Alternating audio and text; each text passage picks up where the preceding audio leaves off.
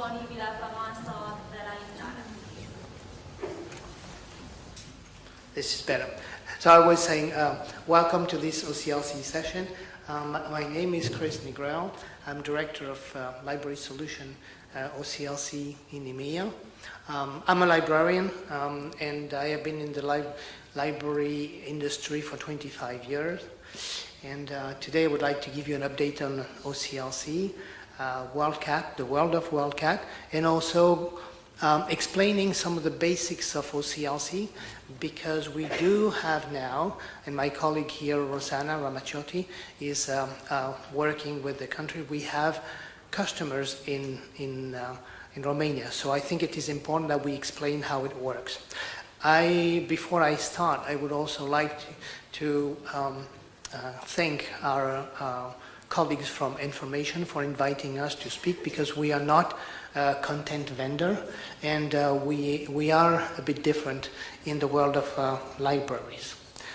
So, first thing, you may have heard this before, OCLC is a cooperative, it's global, and it provides shared technology, services, original research, and also community programs for the whole world. We have, we'll say here, as a non-profit, we have about more than 16,000 members around the world, and the motto of OCLC is to increase access to worldwide information and reduce the cost of libraries.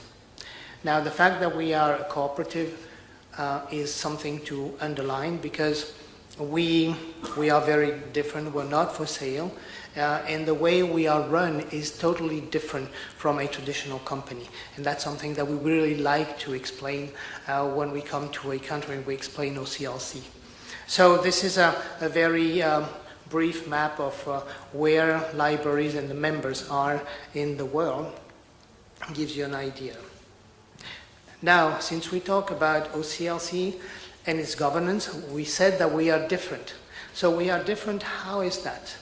Well, when you come to OCLC and you decide to share your collections, to put your data in WorldCat, doesn't matter what it is, it can be your digitized collections or the catalog of your library. You automatically become a member. As a member, you can participate in the life of OCLC as much as you want, or not at all. And as a member, what you can see here, we have represented the members in this part. So all the members have the ability to vote for the elections, and we'll see what that means, but they also have the ability to be involved in the life of OCLC. So when libraries are a member, they have a vote, and what they do is they vote for representatives that will join, that will join the regional councils. I think it was in 2007, OCLC decided that it was not really representative to have just one council in the United States, so they changed the status of the company so that we could have regional councils. So there is one for the Americas, there is one for Asia Pacific, and there is one for the EMEA region, Europe, Middle East, and Africa. Once you elect the members, they are on these councils, and they will also in turn elect members to the Global Council. And the Global Council is where all the library directors meet, and they will discuss the future needs of libraries, what the issues that they are facing, and things that need to be worked or studied with OCLC. And from there, you will have more elections, and elections to the Board of Trustees. So this is similar to the board that you have in regular companies. The one thing that I always like to point to audiences is here you have people in blue and others with a t-shirt with a house.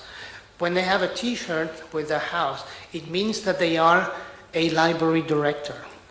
And imagine in today's world and in all the industry working with libraries, companies where the majority of the board is library directors.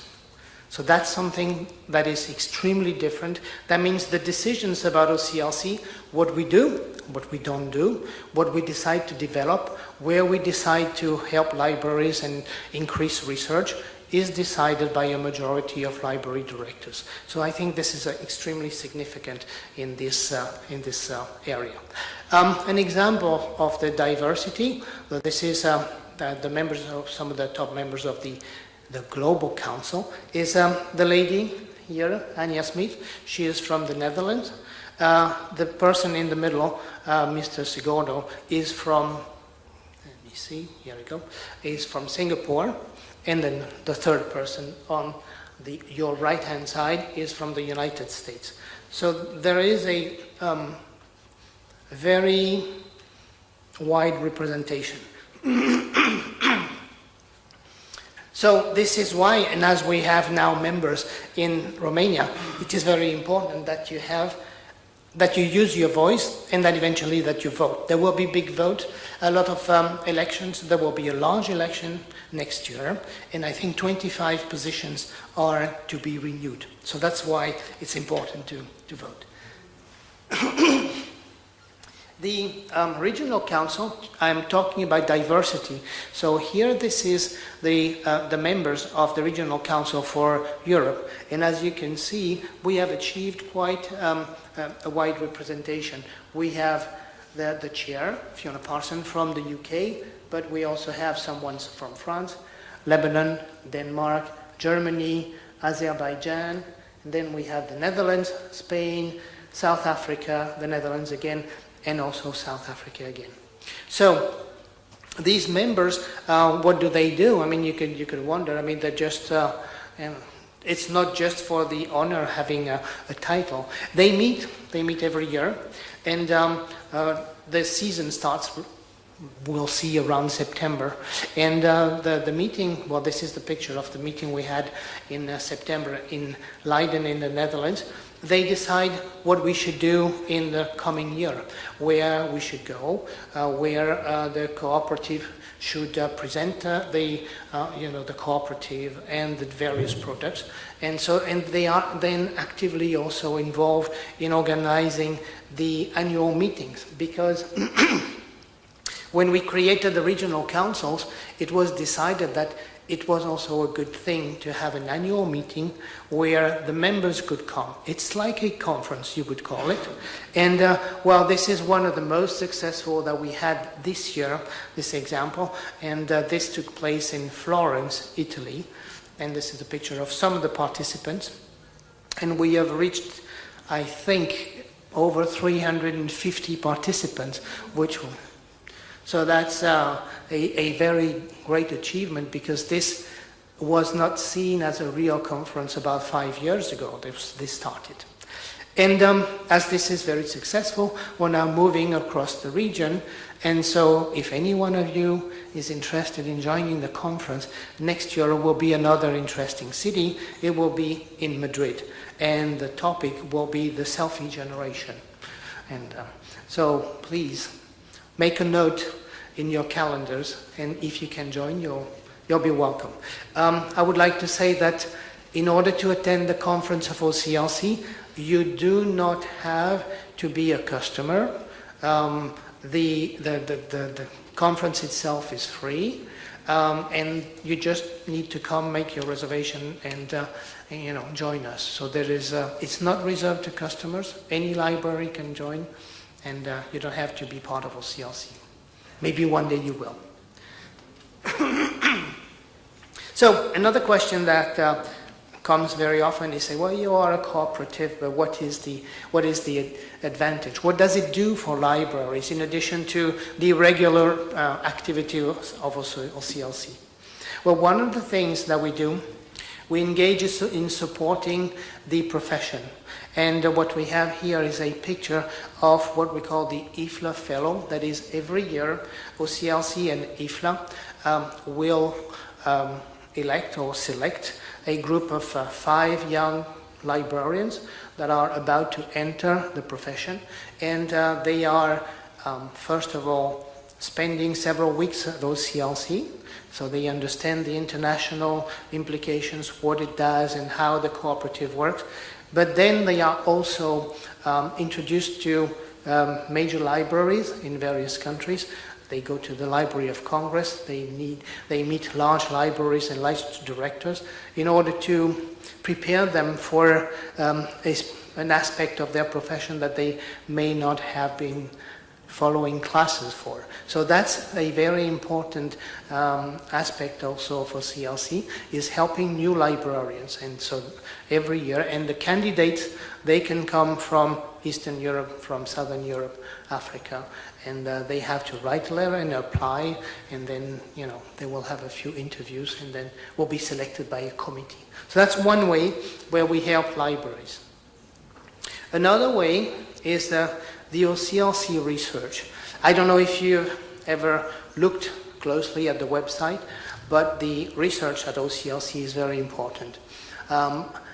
As I stressed that the board of OCLC is managed by library directors, I would also like to underline that at OCLC, we have a group of 55 librarians doing only research.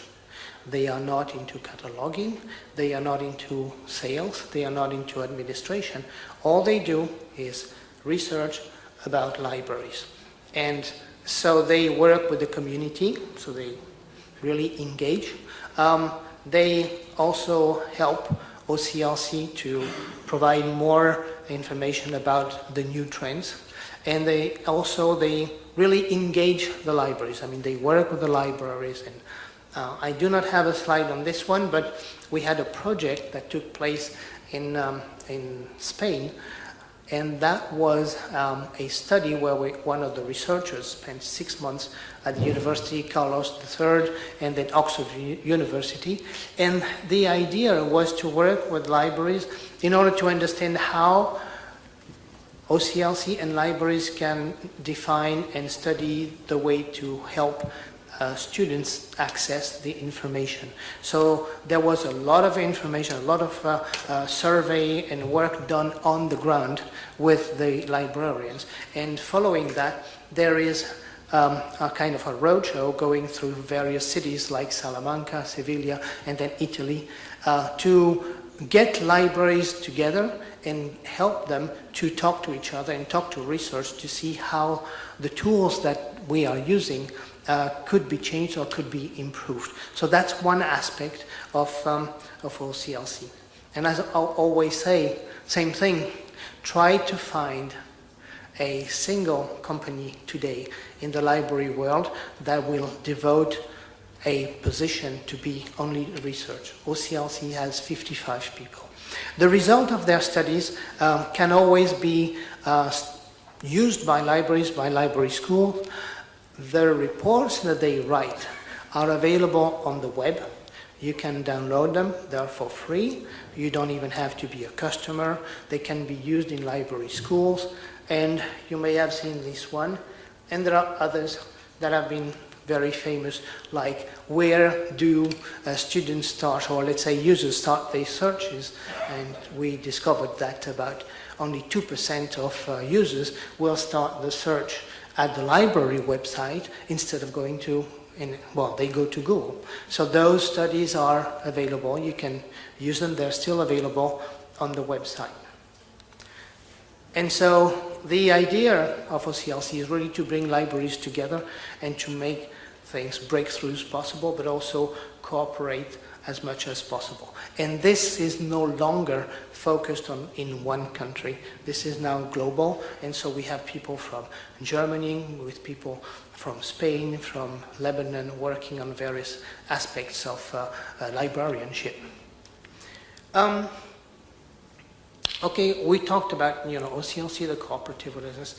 There is something that a new concept that we have tried to kind of publicize in the past few years, and we talk about the global data network, because OCLC had not only a mission, but it started, if you remember, 40 years ago with card catalogs and sharing the cataloging, and then it became a reservoir for downloading records. So, two things, two words to remember. WorldCat, which is the data network, it's a database, and WorldShare, which is a series of applications that have been built on WorldCat. Now we'll see. WorldCat, what does it contain? It has about 350 million records. It has 2.5 billion holdings, and it has 43 million digital items and ebooks, 16 ebooks. I think it is the largest ebook database in the world. Because we are vendor neutral, we can collect the metadata for ebooks from all the vendors. How does it work? So WorldCat, we have WorldCat here, and it's the foundation. 43 years ago when it started, it was the cataloging, libraries cataloging. And contrary to what people think, WorldCat is not just books. What you have in WorldCat is books, of course. You have articles in the central index. You have authority files. You have books and journal vendors. You have the knowledge base. You have licenses, libraries, and holdings. And all this is permanently, updated. Of course, the data is coming from manual cataloging with the holdings. That's the traditional way that we've always seen. Then we have a synchronization with the national and regional union catalogs. So we have most of the national libraries in Europe that are now loading the data into WorldCat, and consortia as well. Then we have the authority files, because various libraries will be loading the national authorities. Then they are available for downloading from there. They're also cooperating with the VIAF project. And then we aggregate data from other sources. So vendors will be providing metadata. We have contracts with many vendors, and we load the data so it's already there. Libraries that are taking advantage of the services of OCLC do not have to enter or load the data. It's already there. So that's the way it's enriched. On the other hand, we have a project at OCLC. It's not a project, it's the way it works. It's called the syndication. And syndication means that once your data is put in WorldCat, due to the agreement that OCLC has with various actors on the internet, we push the data out. So then it's fully indexed like in Google. And this, by this syndication, it means that the library collections are more visible on the web. And we say that in 3 clicks, we can bring your users back to your library catalog. A user will start in Google.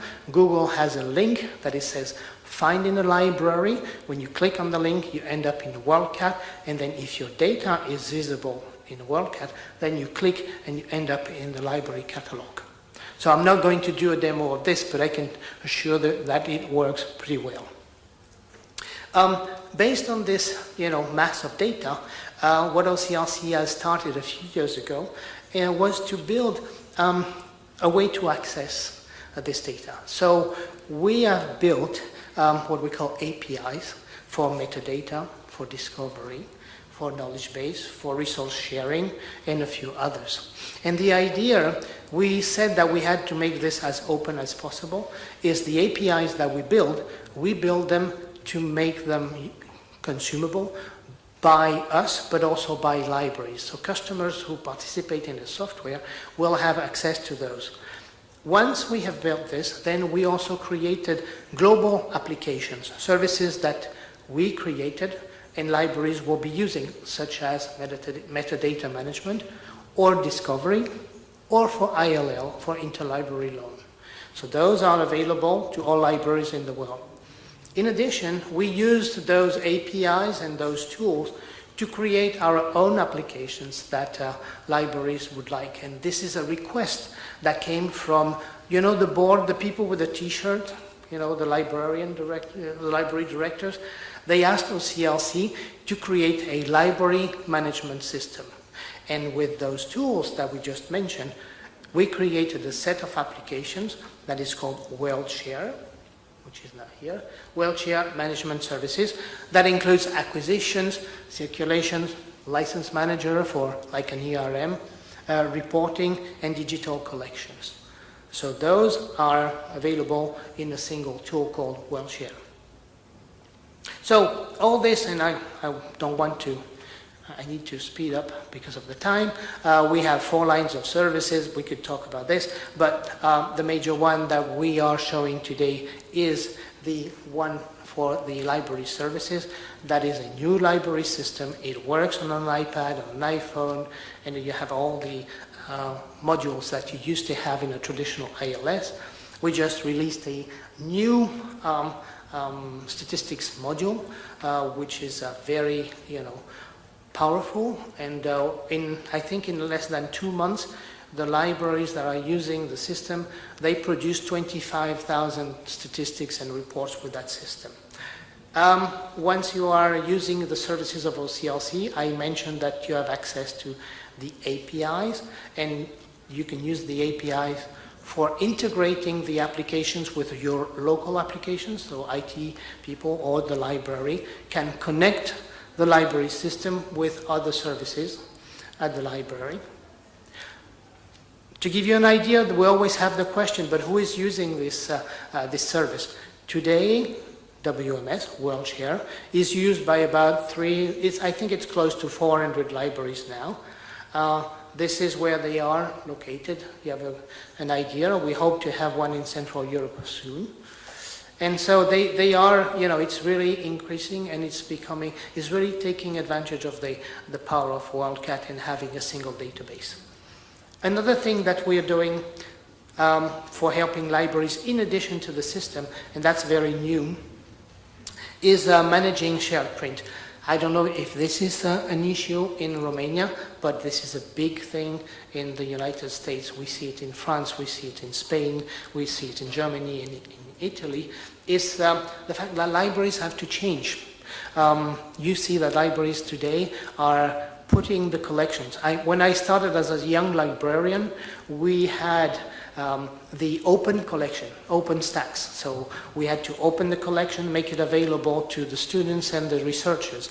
And now what's happening is that the collections are moving out of the library and are going to be kept in silos and have special software and transfer, so then the items will be available within a couple of hours, and they will be taken. We have an example outside of Paris, France, where we have 50 kilometers away from the city, huge silos, and all the academic libraries have decided to push out most of their collections there so that they can use the space of the libraries in the city for other activities, creating group work. So this software allows libraries to study the collection and see what is circulating, what is not circulating, what is really useful, and then prepare statistics that allow libraries to decide which part of the collections can move. So this is a new feature of OCLC that has been started about a year ago.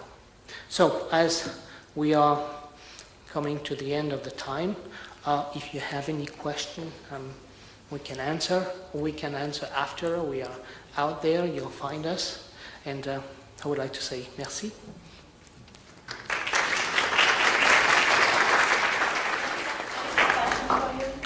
Yes?